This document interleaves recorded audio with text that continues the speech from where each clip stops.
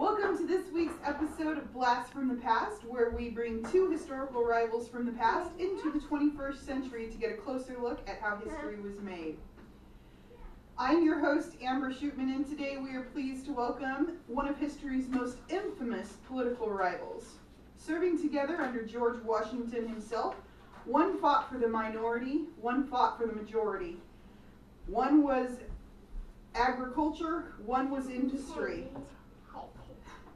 One was loved by the South, the other was loved by the North.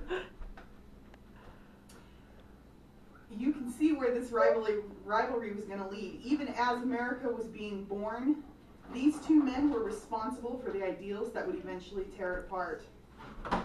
So without further ado, let's introduce you to our guests. The first one needs little introduction. He was born April 13th, 1743 in Virginia. He wrote the Declaration of Independence.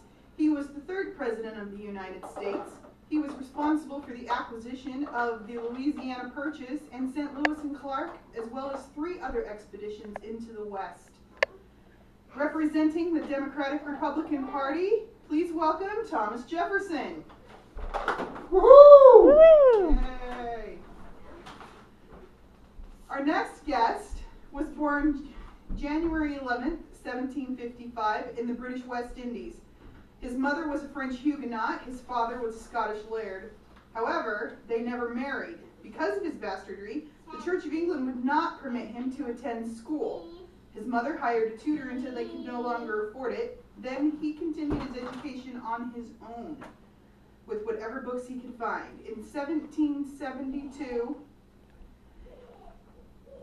after a hurricane nearly destroyed their city, he wrote an essay which garnered a lot of attention. Deciding he was destined for greatness, the community council raised enough funds to send him to New Jersey to finish his education. After arriving in the colonies, he joined the rebellion and fought in the American Revolution, where he made a name for himself, fighting with General George Washington. Washington was so impressed during their campaign that when he became president, he made this guest Secretary of the Treasury. Representing the Federalist Party, please give a warm welcome to Alexander Hamilton. Impressive. All right, gentlemen, thank you for being on the show. Here's how this is going to work. I'm going to ask a series of questions that have been presented by our audience. Answer them as honestly as you can. Please, for the sake of our audience, try not to interrupt one another. Let's keep it one person talking at a time so they can understand what you're saying. I promise you will each have a turn to voice your opinions. Are we agreed? Agreed. Okay, let's start with the first question. How do you think the federal government should be constructed? Jefferson, why don't you go ahead and start? Well, I believe that the power needs to remain with the states. The people are intelligent, resourceful, enough to know how to govern themselves. Any central government needs to remain weak and small so that there's no chance of political coup. We just spent many years and countless lives fighting against tyranny and oppression. I don't believe that the American people want to place themselves back in a similar situation.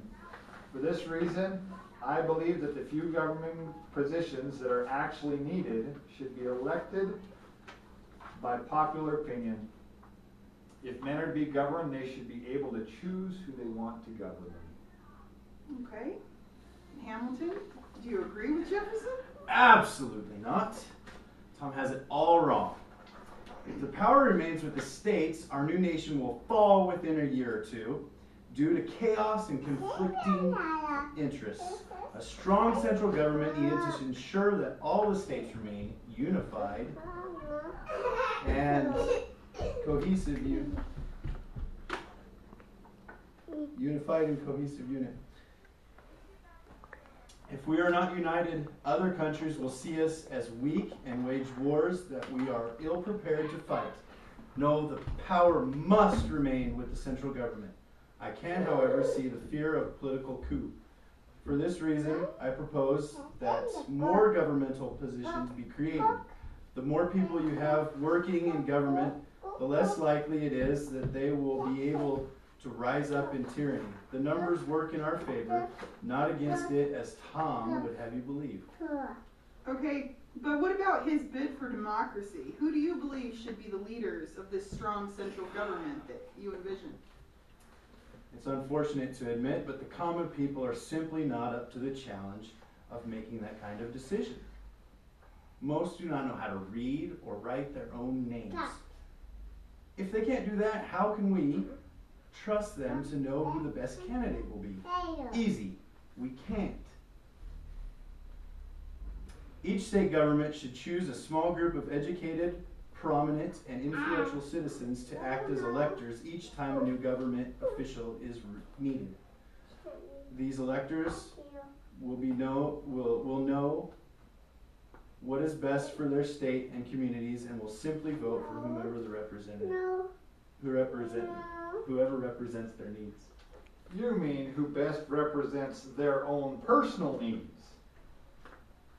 You can bet every one of your so-called electors will be looking out for the needs of, or will not be looking out for the needs of the states. They will only be looking out for their own needs and put more money in their own pockets.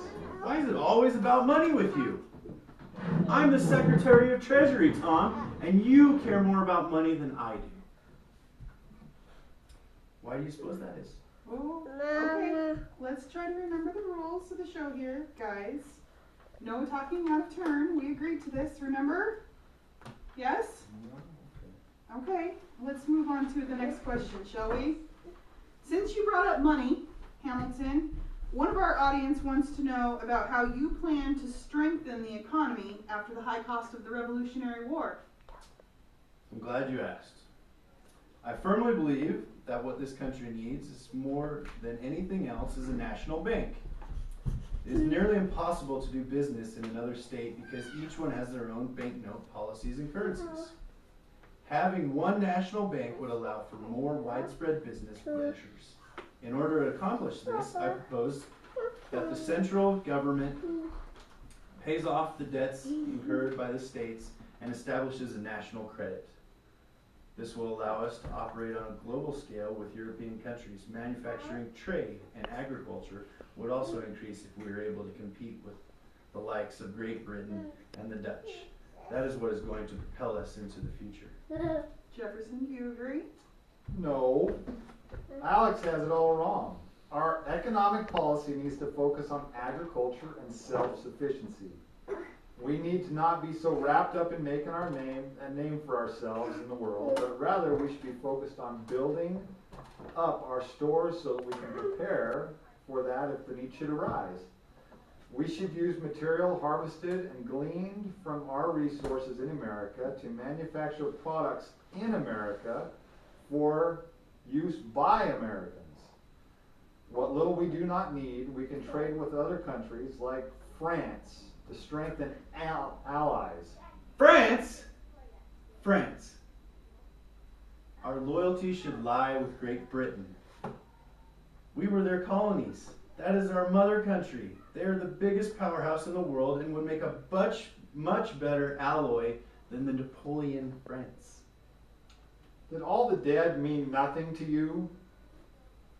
Would you have just forgotten about all the abuses and oppressions heaped up on us by your so-called mother country? Who was it that came to our aid in our bid for independence? Who offered us supplies? Who died in fighting that fight that wasn't their own? The French. If we're going to trust a foreign power, don't you think that it should be someone who has proved they can be trusted as our ally? Guys, you're doing it again. Seriously. You really need to rein it in, okay? This is a conversation where we each take a turn. Now, if you don't stop, I'm going to send your butts back to the past. Okay? Stop talking out of turn.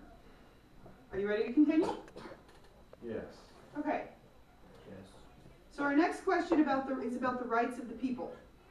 Do you feel that the Constitution is sufficient to protect the liberties of the people? May I take this first? Sure. Thank you. As I said earlier, I do not believe in the strong central government. I think that it's just a tyranny in the making. For that reason, I am a full supporter of the Constitution.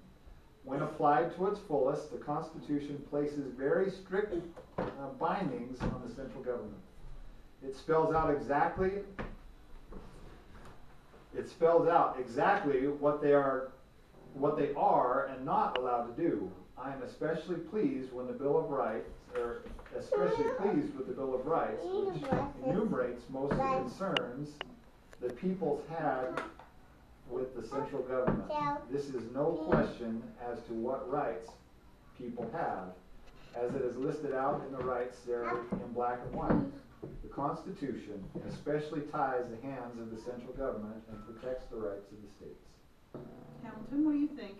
I think the Constitution is a great guide for allowing everyone to know how to how to react to certain situations.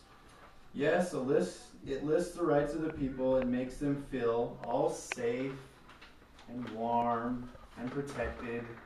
What people need to remember is that it is, as I just said, a guide. There is no way that we could ever list every single situation or concern or contingency. The Constitution gives people an idea of what to expect from the government. It also gives both the central and state governments a general idea of what lies within their jurisdiction. However, there is going to be times when those rights and those lines of jurisdiction are going to need to be suspended in order to protect the greater good. No law is governable if it means the weakening of the governing body. You mean like the Sedition Act that violated the First Amendment? Thank you. I tried to tell you that this couldn't pass the law because it was in direct violation of not only the freedom of press, but the individual speech as well. And yet, when you had the opportunity to repeal it, you instead kept it and used it against your enemies, didn't you? Ha! Busted! You don't have room to talk, Hamilton.